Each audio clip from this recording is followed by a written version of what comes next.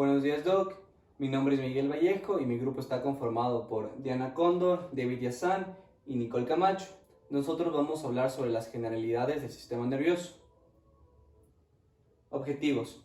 Nosotros tenemos como objetivos conocer y comprender la estructura y los elementos del sistema nervioso y su funcionamiento básico, reconocer las diferentes funciones de cada nivel del sistema nervioso central, diferenciar los mecanismos de acción de las sinapsis químicas y de las sinapsis eléctricas, reconocer los mecanismos de excitación e inhibición de las membranas sinápticas y por último, identificar de manera general la acción y función de algunos neurotransmisores.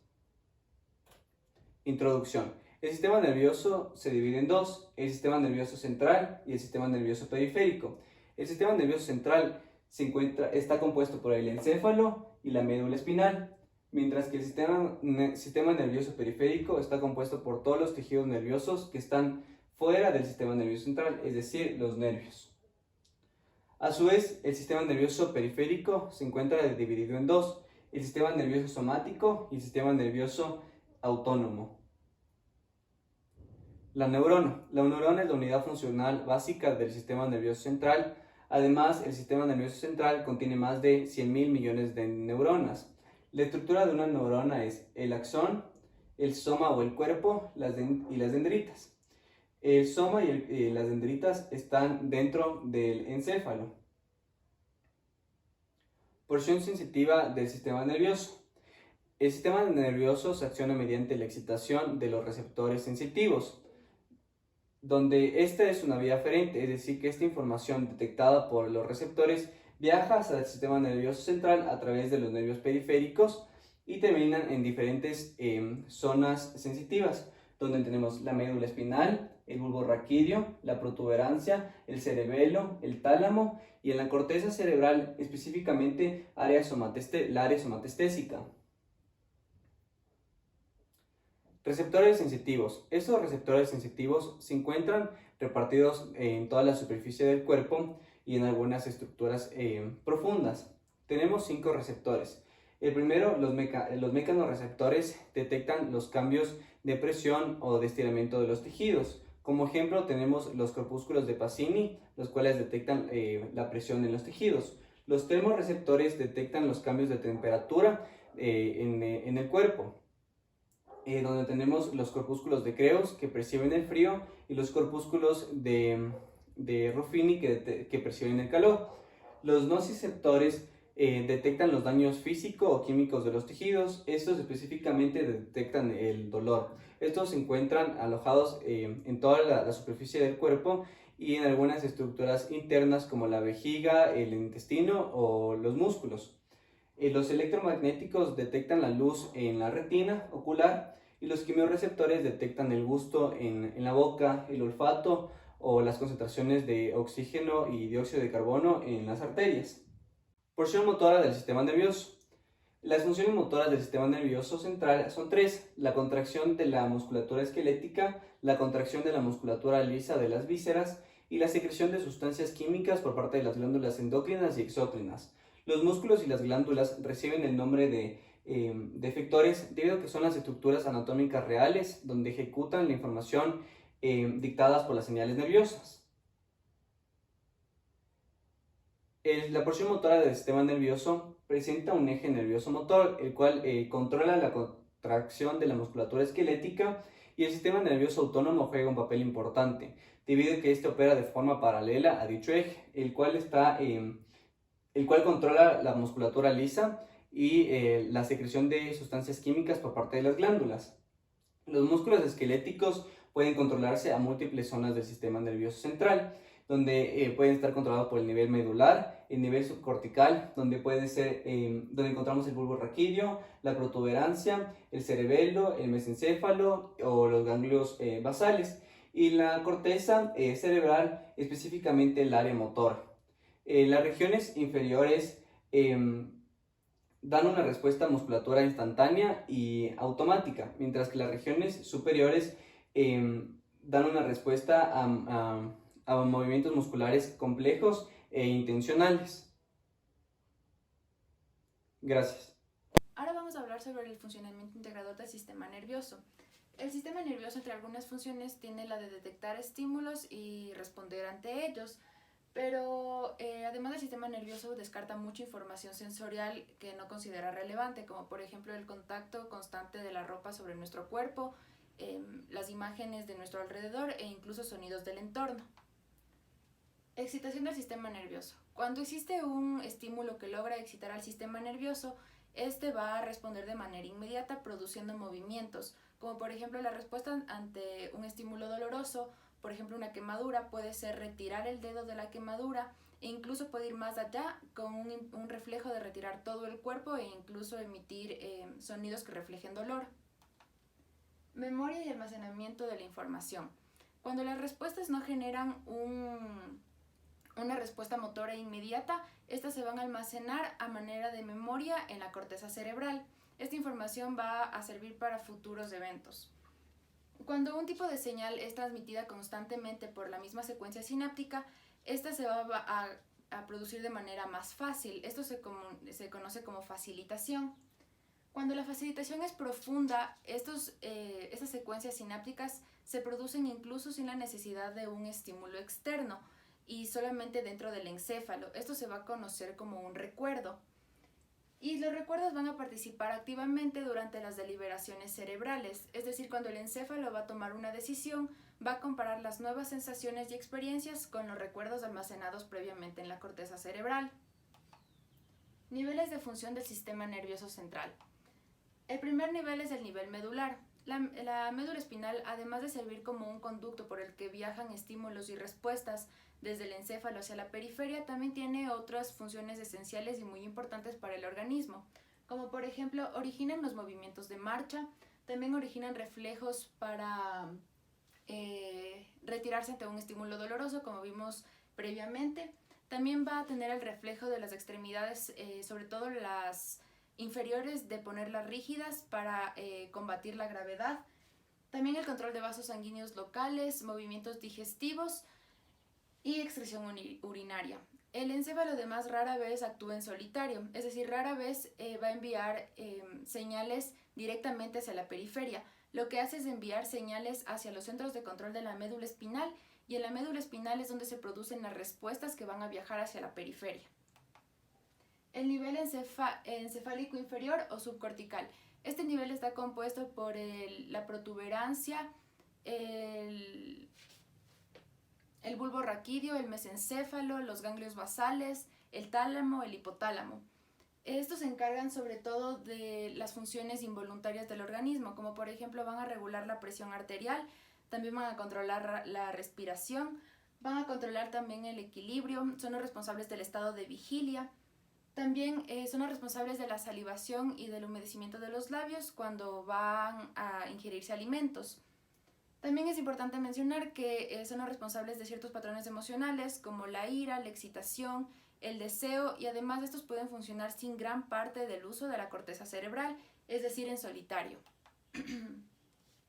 Por último, el nivel encefálico o cortical. Este está compuesto básicamente por el cerebro, es decir, la corteza cerebral. Y la corteza cerebral nunca actúa en solitario, es decir, siempre se apoya en los niveles inferiores del encéfalo para cumplir sus funciones. Y la principal función de la corteza cerebral es almacenar la información recibida, y esto va a ayudar a precisar y ayudar al mejor funcionamiento de los sistemas, de los niveles encefálicos inferiores y de la médula. Muchas gracias. Ahora voy a hablarles sobre la sinapsis. ¿Qué es la sinapsis? Es una comunicación funcional entre una neurona y otra. La información va a recorrer el sistema nervioso central como un impulso y va a ir en sucesión de una neurona a otra por todo el cuerpo. Existen dos tipos de sinapsis. La primera tenemos la sinapsis química y luego tenemos la sinapsis eléctrica. Vamos a explicar un poco de qué trata la sinapsis química. Esta es la que más se da en el cuerpo, o sea, está presente en mayor porcentaje. Aquí van a intervenir unos neurotransmisores que están en unas vesículas que ya vamos a explicar a continuación. Estos pueden intercambiarse con células no neuronales, como por ejemplo los músculos o algunas glándulas. Para empezar el proceso de la sinapsis, tenemos que explicar sus partes. En la parte de arriba tenemos la neurona presináptica. En medio de estas dos vamos a tener el espacio sináptico. Luego vamos a tener la neurona postsináptica. Dentro del espacio sináptico vamos a ver las vesículas que van a contener a los neurotransmisores como la acetilcolina. Vamos a tener los canales iónicos, los cuales van a permitir el paso de calcio. Abajo en la neurona postsináptica vamos a tener los canales iónicos y los receptores. Una vez entendido esto, el proceso empieza como un impulso nervioso, la cual va a llegar a la terminal presináptica, lo cual va a hacer que los canales iónicos se abran. Al momento que estos canales de calcio se abren, van a ingresar los iones de calcio al espacio presináptico.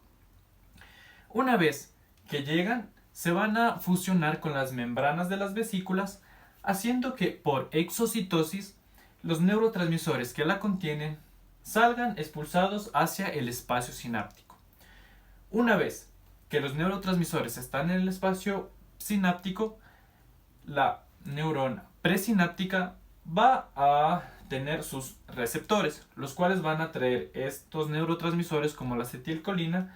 Lo que va a hacer es que se abran los canales iónicos y aquí pueden ingresar iones como el calcio, el cloro o el sodio, dependiendo si es un impulso inhibidor o es un impulso excitador. Luego tenemos a la sinapsis eléctrica.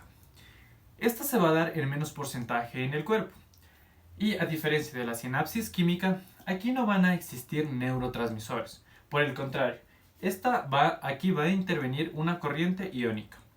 Al momento de la sinapsis se va a dar por el paso de iones de una célula a otra a través de las uniones GAP, como las podemos ver en el gráfico.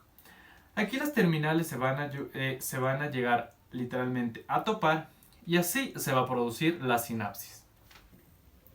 Ahora voy a hablarles sobre la anatomía fisiológica de la sinapsis. Aquí en el gráfico tenemos una motoneurona. Esta motoneurona tiene un potencial de reposo de menos 65 milivoltios y un umbral de excitación de menos 45 milivoltios. Está compuesta por tres partes fundamentales: el soma, el axón y las dendritas. El soma es el cuerpo de la motoneurona. El axón es una prolongación que va desde el soma hacia un nervio periférico, el cual va a abandonar la médula espinal. Y por último tenemos las dendritas, que son prolongaciones más pequeñas y ramificadas del soma, las cuales tienen un recorrido hacia zonas adyacentes a la médula. Por último, estas tienen terminales presinápticas, las cuales ocupan el extremo final de las fibrillas nerviosas originadas en otras neuronas. Y algunas actúan como excitadoras y otras van a actuar como inhibidoras. Canales iónicos. Los canales iónicos se van a dividir en canales catiónicos y canales aniónicos. Los canales catiónicos van a transportar iones de carga negativa y van a traer iones de carga positiva, por ejemplo el sodio. En cuanto a los canales aniónicos, en estos van a ingresar iones cloruro, lo van a atravesar. Sin embargo, van a existir algunos que se van a quedar estancados por ser demasiado grandes. Este es el caso, por ejemplo, del potasio y del calcio. Cuando un canal iónico es activado por un neurotransmisor, este se va a abrir en una fracción de milisegundo y se va a cerrar en el mismo tiempo. Sin embargo, algunos procesos como los de memoria necesitan que estos canales permanezcan abiertos por un tiempo más prolongado. Aquí es cuando se va a dar el sistema del segundo mensajero. ¿Cómo se da esto? Aquí existen unas proteínas G que están conformadas por difosfato de guanicina, también por un componente alfa, un componente beta y un componente gamma. Por una acción de un neurotransmisor, el componente alfa va a fosforilar al GDP y lo va a transformar en GTP. Aquí se van a separar el complejo beta y el complejo gamma y estos se va a formar el complejo GTP-alfa y este va a tener más libertad de estar en el citoplasma. Esto va a ocurrir, por ejemplo, para activar la transcripción genética, para activar algunas otras enzimas, entre otros. Y la inhibición se va a dar cuando el GTP se va a transformar nuevamente en GDP y el componente beta y gamma se van a unir otra vez al componente alfa. Ya. Receptores excitadores o inhibidores de la membrana postsináptica. La excitación se va a dar por la apertura de los canales de sodio para dejar ingresar a grandes cantidades de cargas eléctricas positivas hacia el interior de la célula postsináptica. Lo que va a suceder después es que va a haber una disminución en la conducción mediante los canales de cloruro o de potasio o de los dos. Y después van a haber diferentes cambios dentro del metabolismo de la célula para que así se excite la actividad celular. En cuanto a la inhibición, se va a dar una apertura de los canales de ion cloruro en la membrana. Después va a haber en cambio un aumento de conductancia a diferencia de la excitación para que los iones potasio vayan fuera de la neurona. Y después lo que se va a dar es una activación de enzimas receptoras.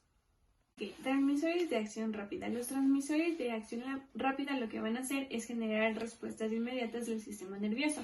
Existen 4 clases, por ejemplo en la clase 1 está presente la acetilcolina, esta va a actuar como un excitador, por ejemplo en las reuniones neuromusculares, sin embargo en el corazón va a actuar como un excitador. Dentro de la clase 2 de las aminos vamos a tener por ejemplo la serotonina, esta va a inhibir el dolor, también la dopamina que es segregada por la sustancia negra, en su escasez va a generar Parkinson debido a que se van a dar varios potenciales de acción y se van a generar temblores. Dentro de la clase 3 de los aminoácidos tenemos por ejemplo a la glicina, esta se va a producir en la médula espinal, es un inhibidor que va a evitar el sonambulismo provocando potenciales de acción dentro de los músculos esqueléticos. En la clase 4 se encuentra el óxido nítrico que va a activar a los receptores del dolor. También existen los transmisores de acción lenta, estos van a ser sintetizados en los ribosomas del soma neuronal. Lo que va a pasar aquí es que a diferencia de los de acción rápida, estos van a provocar acciones más prolongadas, por ejemplo van a participar en la apertura y cierre de los canales iónicos de tiempo prolongado, también van a estar presentes en la cantidad de sinapsis o también en su tamaño y estos están relacionados con los dolores crónicos.